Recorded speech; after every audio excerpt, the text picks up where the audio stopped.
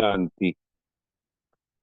आज 29 अगस्त 2024 के महावाक्यों के मनन चिंतन में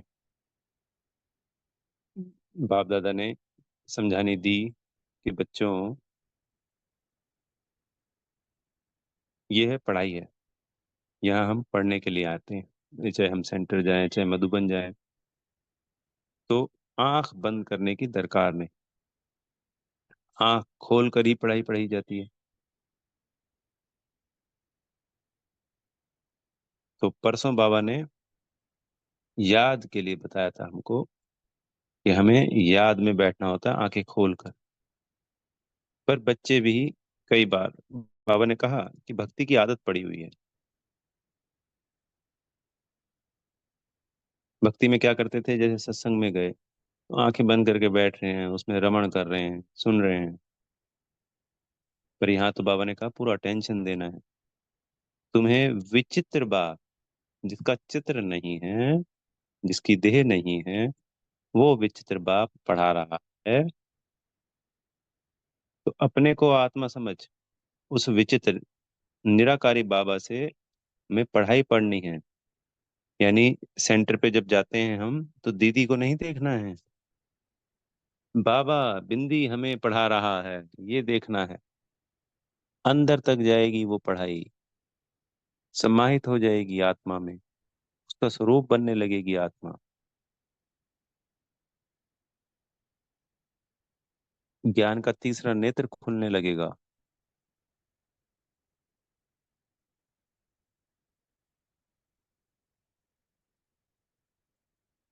तो आंखें तो बंद करनी ही नहीं है, ना पढ़ाई में और ना ही याद में। आंखें बंद करते करते अंधेरे में चले गए ना, घोर अंधियारे में।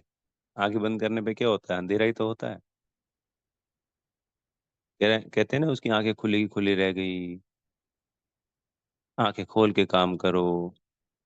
हर चीज को कहते हैं ना, बुद्धि खोल के काम करो। भैया खिड़की दरवाजे खोलो, रोशनी आने दो। ये भी तो खिड़कियां हैं, दरवाजे हैं। तो ये ज्ञान की रोशनी, बाबा की याद की शक्ति कैसे अंदर जाएगी जब आंखें ही बंद कर ली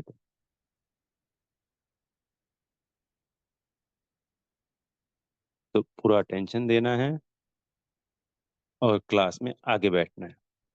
बाबा ने आज ये भी कहा, जो पीछे पीछे बैठते हैं वो डल होते हैं, वो ध्यान नहीं देते हैं पढ़ाई पे। इसमें भी कोई रहस्य होगा। तो हमें कोशिश करनी है सेंटर पे जाके समय से पहले पहुंचे, क्योंकि सीटें खाली होती हैं, जो पहले जाएगा सो पाएगा। किसी की फिक्स भी नहीं है, सबसे आगे बैठ जाओ। अगर नीचे बैठने की शक्ति है, शरीर साथ देता है, तो नीचे बैठो, बहुत अच्छा लगेगा, बहुत आनंद आएगा।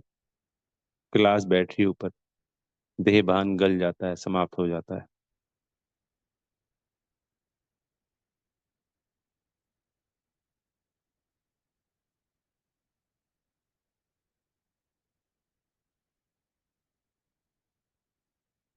फिर बाबा ने कहा कि भक्ति की कौन सी आदत है जो अब यहाँ पे नहीं। तो भक्ति में आदत है मांगने की। आज लक्ष्मी जी का उदाहरण दिया बाबा ने कि लक्ष्मी की जी के पास जाएंगे तो धन मांगेंगे। फिर मुरली में क्लियर किया कि ना उनसे आयु मांगते हैं, ना निरोगी काया मांगते हैं, सिर्फ धन मांगते हैं। अब बोला वो भी देती नहीं।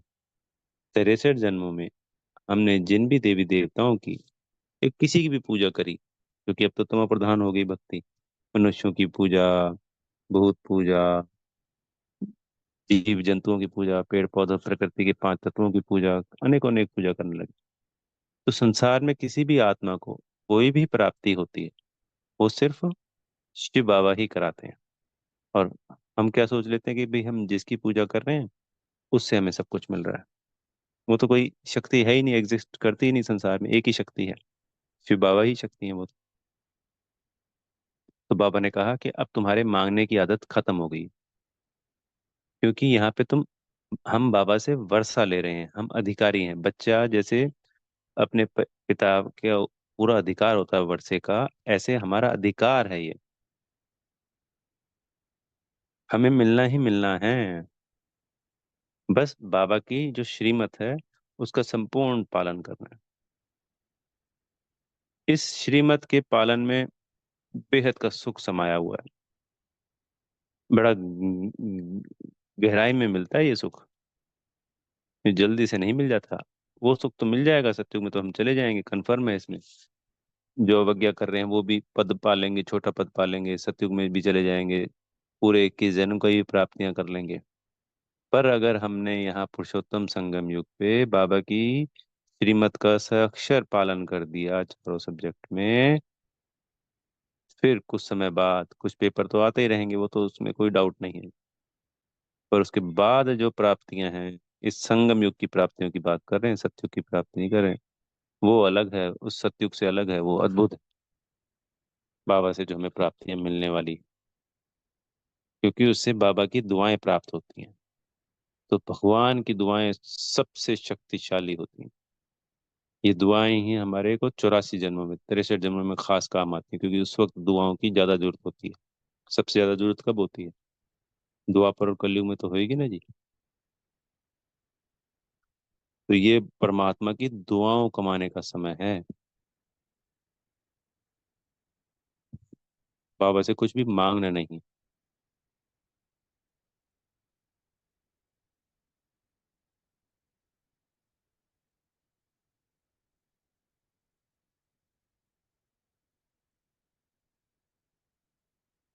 फिर बाबा ने मुरली के बीच में बताया कि भाई ये विचित्र स्कूल है, विचित्र पढ़ाई है, पढ़ाने वाला भी विचित्र है।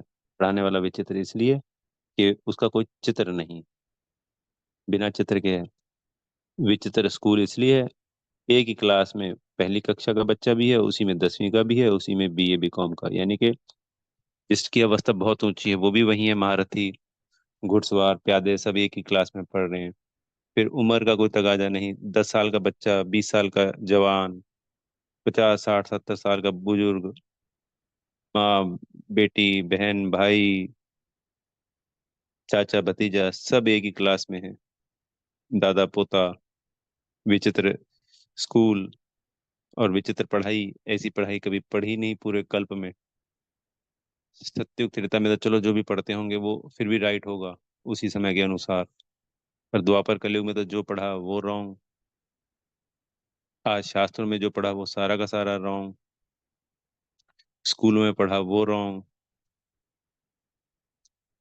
तो उन सब से हट के ये बिल्कुल सत्य पढ़ाई है, सच की पढ़ाई। इसी सच की पढ़ाई को पढ़कर हम सच युग में चले जाते हैं, सत्य युग में चले जाते हैं, जो सत्य का युग है। तो इसलिए ये विचित्र स्कूल है, विचित्र पढ़ाई है, और विचित्र ही टीचर है। तो जब आंखें खोल कर बैठते हैं, तो बाबा कहते हैं इसमें कि भैया तुमसे प्रश्न पूछे जाते हैं, तुमको रिस्पॉन्ड करना होता है। आंखें बंद करके बैठेंगे तो प्रश्नों के उत्तर कैसे देंगे हम? तो भक्ति की इस आदत को भूल जाना है। क्योंकि वहां माला जपते तो आंख बंद कर लेते, भगवान को याद करते हो तो आंख बंद कर लेते, भगवान की पूजा करते तो आंख बंद कर लेते। इस आदत को हमें अब सदा सदा के लिए छोड़ना है। सामने बैठे हुए को नहीं देखना है, ये हमेशा याद रखना है। क्योंकि आत्मा का पाठ पक्का करना है, स्वयं को आत्मा समझना है, और उस परमात्मा बिंदी को भी बिंदी रूप में ही याद करना है। कभी भी दीदी जी मुरली चला रही हैं, दीदी जी सुना रही हैं, नहीं, बाबा चला रहे, बाबा सुना रहे, इस मुख से सुना रहे, सामने जो मुख बैठा है उसका प्रभाव बहुत शक्तिशाली होगा।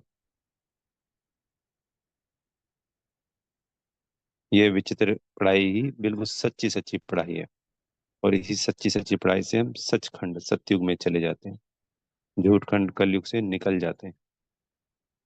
बाबा ने एक और पॉइंट बताया कि बिजनेस कर रहे हैं, सब उसी में लगे हुए हैं, सुबह शाम दिन रात। आज हमें ज्ञान मिल गया है, हमें पता चल गया है कि समय बहुत थोड़ा है। मान लीजिए किसी को पता चल जाता है कि कोई बीमारी है और थोड़ा समय बचा है, तो उसका जीवन जीने की शैली प्रक्रिया बदल जाती, सोच बदल जाती। इसी प्रकार जब हमें ज्ञान मिल गया है, तो हमें अगर नौकरी है तो नौकरी के टाइम फिक्स होते हैं, छुट्टी भी मिल जाती है सैटरडे संडे की कई जगह। शाम को 5 बजे भी छुट्टी रहती है, तो थोड़ा समय मिल जाता है सेवाओं के लिए, बाबा की याद के लिए। सेंटर पे जाके सेवाएं करनी है, या फील्ड में जाकर कोई सेवाएं करनी है शाम को, किसी की प्लानिंग करके जाएं हम, तो वो तो मिल जाता है। पर बिजनेसमैन को ऐसा नहीं हो पाता। तो कोशिश करें बिजनेस को लिमिटेड करने की। एक दिन की छुट्टी हफ्ते में रखे ही रखें। जैसे कई बार कई बिजनेस ऐसे हैं जो 30 के 30 दिन करते हैं, तो उनको 26 दिन पे ले आए। शाम को मान लो 10-10 बजे तक कर रहे हैं, तो उसको निपटाएं। कई बिजनेस ही ऐसे हैं कि चलो 10 बजे तक ही करने हैं, पर कई बिजनेस को अगर थोड़ा समेट सकते हैं, कम कर सकते हैं, तो करने चाहिए। बाबा को सौंप देना चाहिए, बाबा को लिख के देना चाहिए, ताकि हम और सेवाओं में भी ध्यान दे सकें। सिर्फ सेंटर जाके मुरली सुनना यही पूरा उद्देश्य नहीं है। सुबह का समय भी कहीं लग सकता है तो लगाना चाहिए। साल में 2-3 बार मधुबन जाना चाहिए, 5 दिन 7 दिन के लिए। कभी जैसे एक बाबा मिलन हो गया, एक मार्च से लेके सितंबर तक भट्टियां होती है, एक भट्टियों में हो गया। एक सेवा होती है 15 दिन के लिए, क्योंकि सेवाओं में 15 दिन के लिए जाया जाता है। दूसरे धर्म की आत्माएं भी 40-40 दिन तक जाती हैं। जैन धर्म की आत्माएं कोई सेवा में लगी रहती हैं, सिख धर्म की आत्माएं लगी रहती हैं। वो तो भगवान नहीं है वहां, तब लगी रहती। मुस्लिम धर्म की आत्माएं 40 दिन का होता है उनका, 40 दिन के लिए जाती हैं।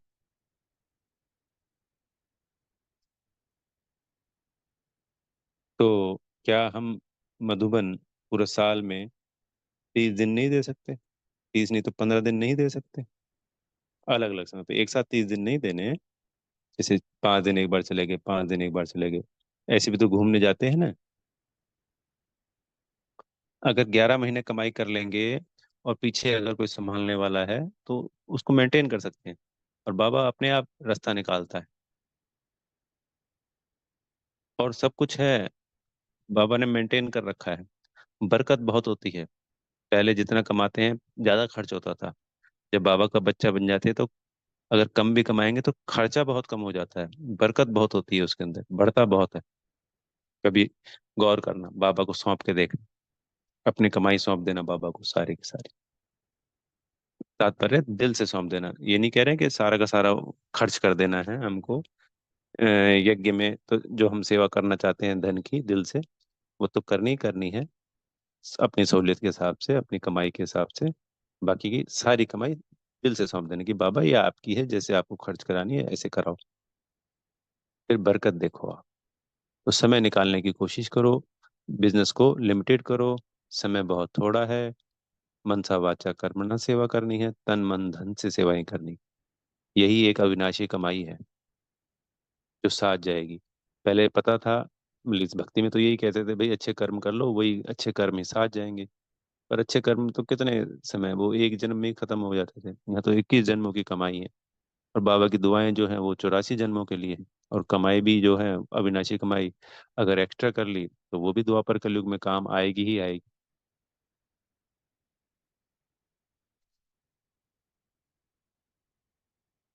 तो थोड़ा दिल से बाबा को सौंप दे।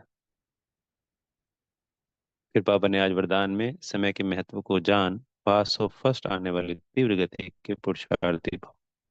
तो अव्यक्त पाठ में आई हुई, यानी ब्रह्मा बाबा के जाने के पश्चात जब हम अव्यक्त पाठ के बच्चे आए इस यज्ञ में, तो बाबा ने कहा कि उनको ना वरदान दिया हुआ है last of fast fast of first का।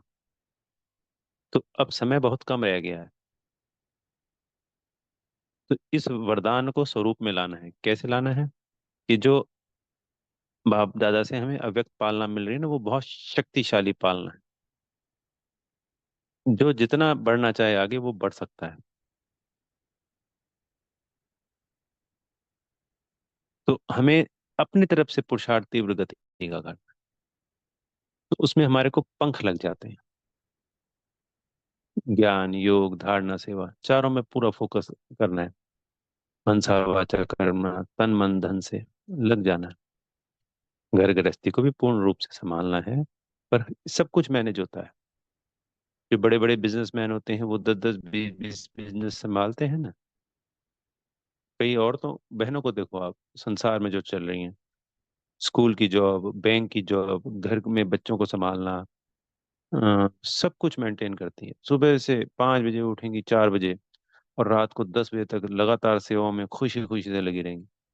कैसे करते हैं ना। कई भाई लोग हैं, 5 बजे से लेकर रात को 10 बजे तक लगे रहते हैं। तब भी सेवाएं तो चल रही थी संसार की। तो यहाँ तो भगवान की शक्तियां मिल रही हैं हमको, तो बस लग जाना है। 4 बजे उठें, 3 बजे उठें, 2 बजे, जो भी सहूलियत हो, शरीर साथ दे, समय प्रमाण, रात को 10 बजे, 11 बजे तक करें स्थूल सेवाएं भी और सूक्ष्म सेवाएं भी, और घर परिवार भी संभालें। तो हमें वरदान मिला हुआ है अव्यक्त बाप दादा द्वारा, उनकी पालना हो रही है। तो दिल से तीव्र पुरुषार्थी बनना है। एक कदम हमारा है, 1000 कदम हमारे बाबा के हैं। प्राप्तियां हुई पड़ी हैं, और सदा उड़ती कला में ही रहेंगे। तो last so fast, fast so first बन जाएंगे। अच्छा। ओम शांति। बेहद का धन्यवाद मेरे प्यारे मीठे बाप दादा जी का।